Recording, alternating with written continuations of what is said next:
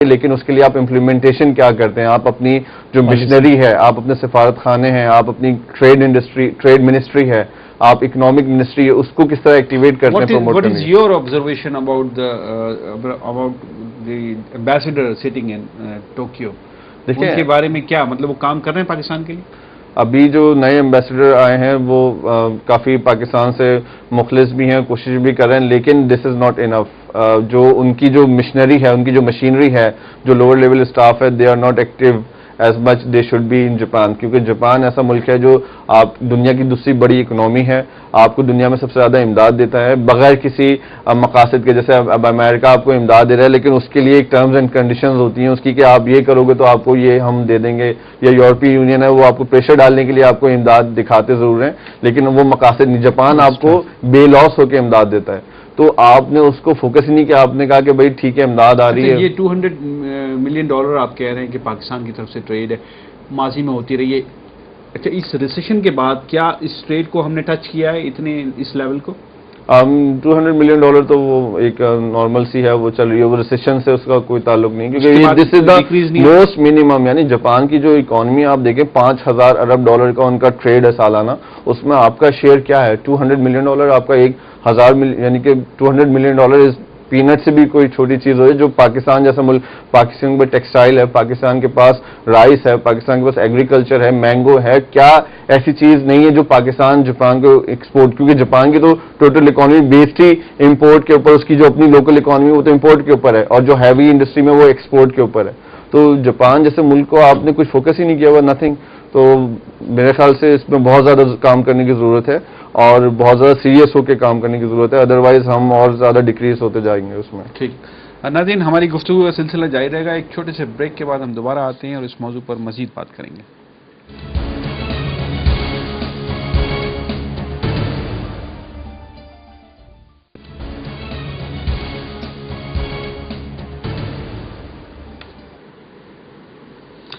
میں ایک دفعہ پھر پروگرام کراس کوسچن بائی ریاض عاجز میں آپ کا خیر مقدم کرتا ہوں.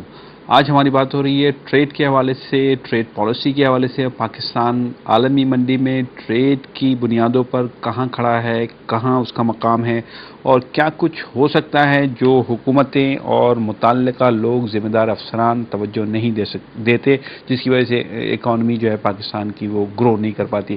عرفان صدیقی، بریک سے قبل جو بات ہو رہی تھی، آپ فرمائیے کہ اس کمپیریزن میں جائیے تھوڑا سا، کہ انڈیا کی کیا پوزیشن ہے ٹریڈ میں جاپان کے ساتھ، بنگلہ دیش کی کیا پوزیشن ہے. کیونکہ میں ہمیشہ یہ کمپیریزن اس لیے کرتا ہوں کہ ہم خود کہاں کھڑے ہیں اس ریجن کے اعتبار سے. اگر میں کمپیئر کروں یورپ سے، میں کمپیئر کروں افریقہ سے، تو وہ میچ نہیں بنتا. لیکن اگر ہم ریجنل کنٹری سے کمپیئر کرتے ہیں، ایک موازنہ کرتے ہیں، تو ایک رزلٹ آتا ہے کہ وہ لوگ کیا کر رہے ہیں، ہم کیا کر رہے ہیں. کیا آپ کی نظر ہے اس حوالے سے؟ دیکھیں، آپ کو ایک میں بڑی اچھی مثال دیتا ہوں کہ 1962 کے اندر، 62-63 کا جو دور ہے، اس وقت پاکستان نے جاپان کو امداد دی تھی. Pakistan one of the country جو جاپان کو امداد دے چکا ہے چاولوں کی ایگریکلچر میں. اس زمانے میں جاپان میں قحط سالی تھی، کچھ مسائل تھے، جاپان کی اکانومی اتنی بہتر نہیں تھی، تو پاکستان سے ایک دفعہ امداد گئی.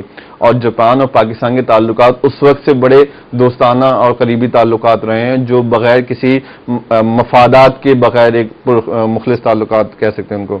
اب سچویشن آگے بڑھتی رہی. پاکستان کی اکانومی 65 کے دور، ایوب خان کے زمانے میں بڑی شاندار اکانومی چل رہی تھی، کہ آپ نے جنوبی کوریا کو 5 سالہ منصوبہ بنا کے دیا.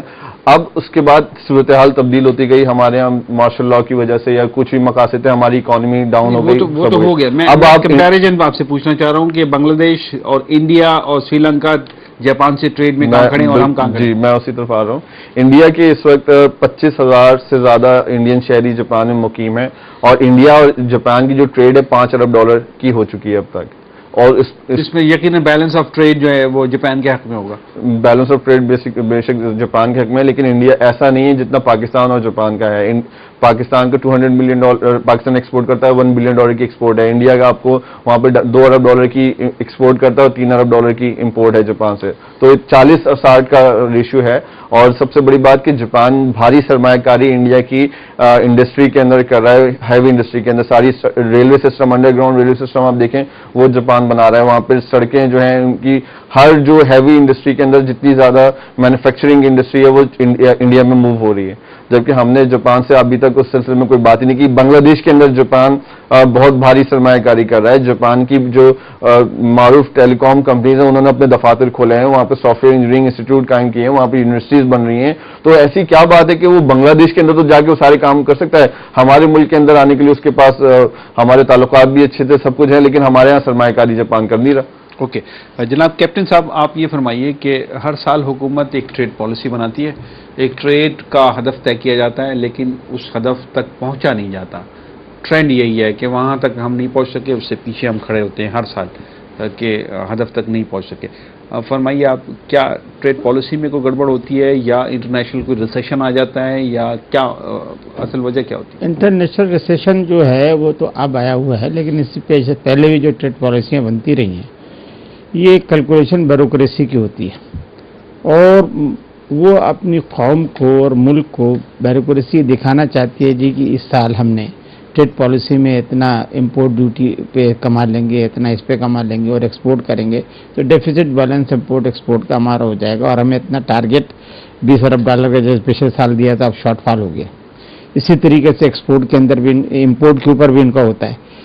امپورٹ کے اندر یہ ڈیوٹیز جب بڑھاتے جاتے ہیں تو اس کا پھر اسمگلنگ کا ایک طریقہ ہو جاتا ہے کہ اسمگلنگ سے چیزیں آنا شروع ہو جاتی ہیں.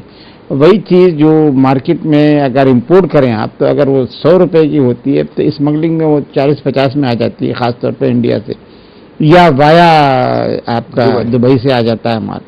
تو وہ آپ کی جو انکم کا وہ رکھا جاتا ہے اس وقت مارجن وہ کم ہو جاتا ہے, لیکن مارکیٹ میں چیزیں ہوتی.